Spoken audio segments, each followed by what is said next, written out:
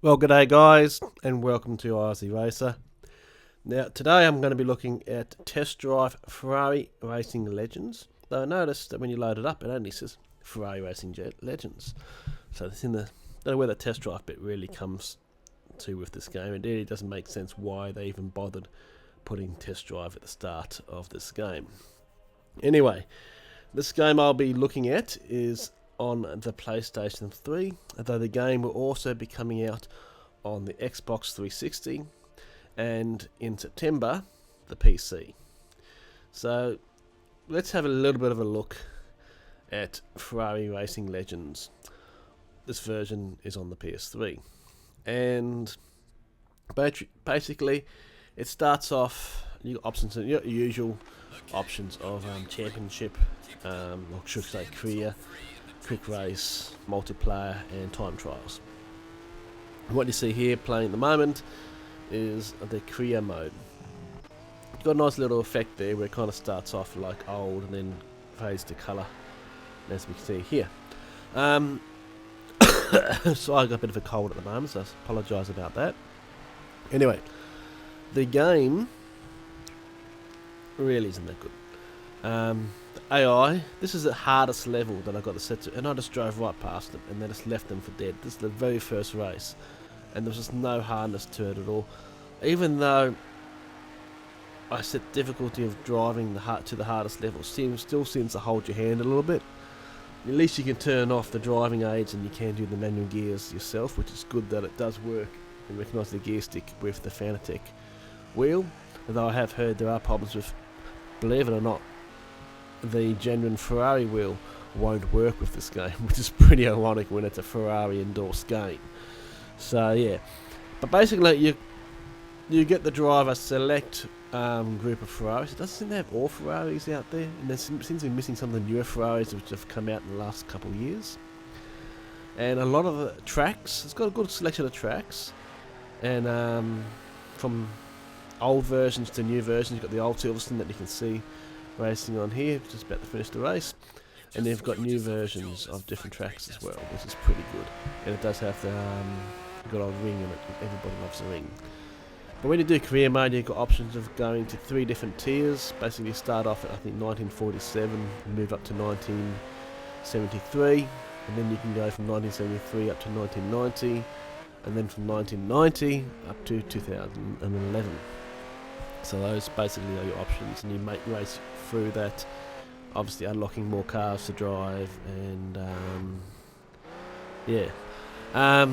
unfortunately the game really isn't that crash hot. I'm afraid graphically pretty disappointing. I believe this is from Mad Cat Studios, the people that did of course Need for Speed 1 and 2, working on Project. And from my time in Project Cars, you can tell that this is quite an old engine, because if they don't put into this game what they've learned in Project Cars, this game would have been a lot better. Unfortunately, as it is, it's not that crash hot. I'm really not that impressed with it. Sorry about that. Car models are okay, but nothing brilliant. Sound is good, but again, nothing brilliant.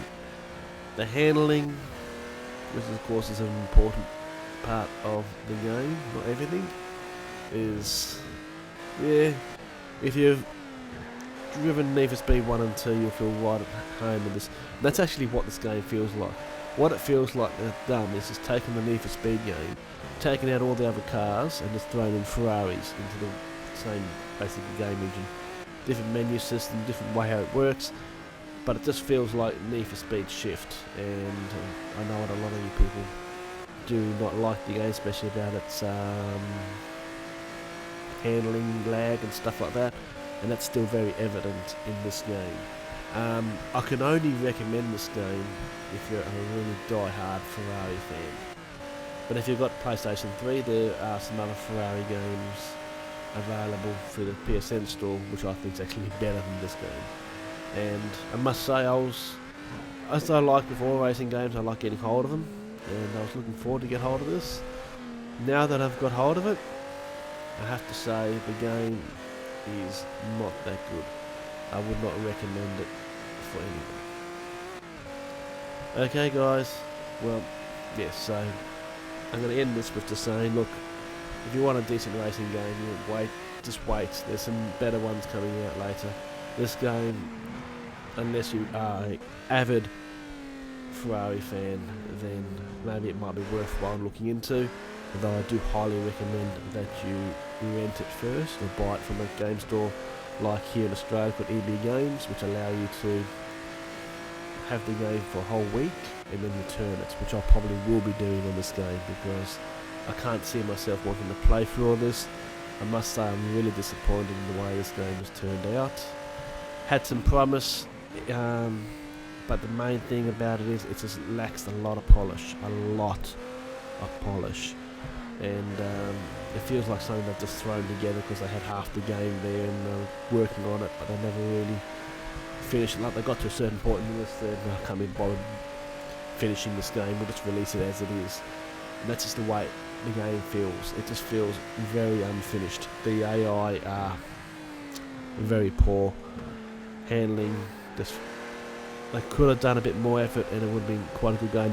There's some promise in this game, but unfortunately they've really let themselves down as far as I'm concerned, because Meerkat Studios are starting to build, and they've got a pretty good history. You know, they were well known for doing GTR 2 with Simbin until they kind of parted their own ways, and unfortunately I don't know what they're doing, but they really haven't done the right job with this game.